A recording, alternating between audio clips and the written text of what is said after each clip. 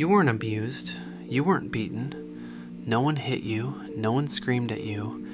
And yet, something feels off. Something is missing. You can't put your finger on it. The emptiness, the chronic self-doubt, the feeling that you're not enough. This is not your fault. This is the invisible wound of childhood emotional neglect, the trauma you didn't know you had.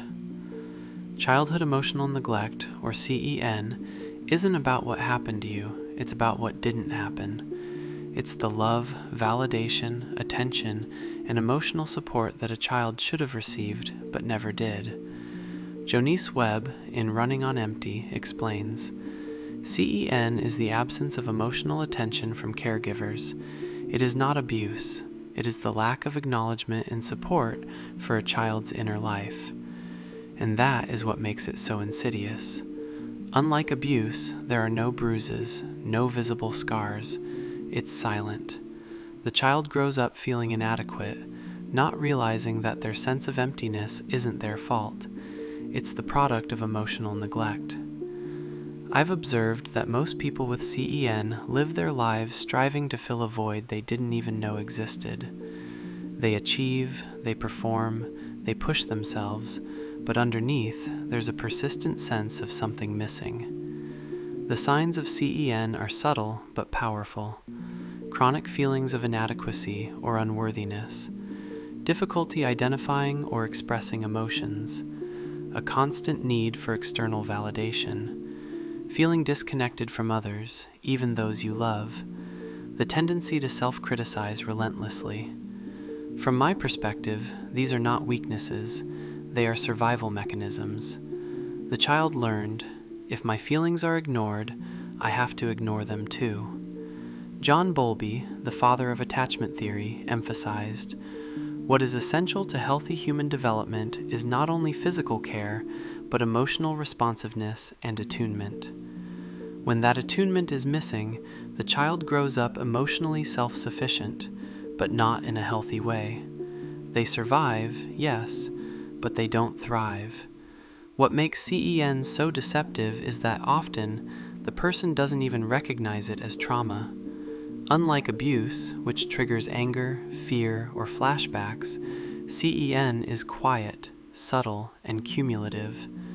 Gabor Mate, in Scattered Minds, writes, emotional neglect is trauma.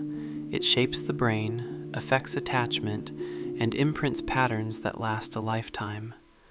Think about that. No one actively harmed you, but because your emotions weren't acknowledged or validated, your brain adapted in ways that now affect every aspect of your adult life. Your relationships, your career, your health, and even your sense of identity. I often reflect on this. We assume trauma must be loud, dramatic, or violent. But sometimes the deepest scars are invisible. Sometimes the wound is the absence of care. Adults who experienced CEN often describe life as flat or empty. They may feel a sense of chronic loneliness, even in a crowd, difficulty trusting their own feelings, and inability to set boundaries because they were never taught their emotions mattered. From my perspective, CEN is one of the most widespread forms of trauma because it goes unrecognized. Millions of people struggle silently, blaming themselves, never realizing their emotional wounds began in childhood, not adulthood, and the consequences are real. Emotional neglect has been linked to depression, anxiety, relationship struggles, and even physical health problems. The absence of nurture has profound ripple effects. So, is there hope? Absolutely. Healing begins with recognition. Naming the absence is the first step. As Jonice Webb writes, the first step is noticing that something is missing. The second is learning to nurture yourself in ways your caregivers did not. Therapies like cognitive behavioral therapy, internal family systems, mindfulness practices, and journaling can help reconnect with suppressed emotions. In my experience, healing isn't about blaming your parents. It's about reclaiming the emotional care you never received.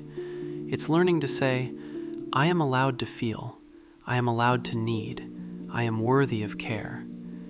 Even small steps, identifying feelings, expressing them safely, or showing compassion to yourself, begin to repair the invisible wounds of childhood.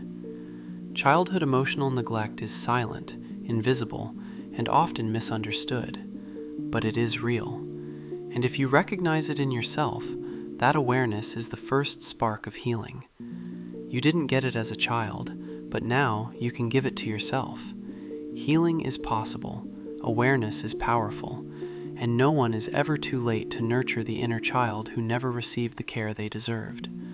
Subscribe to explore more about hidden traumas, emotional healing, and the psychology behind what shapes us, because some of the most profound wounds are the ones we didn't even know existed.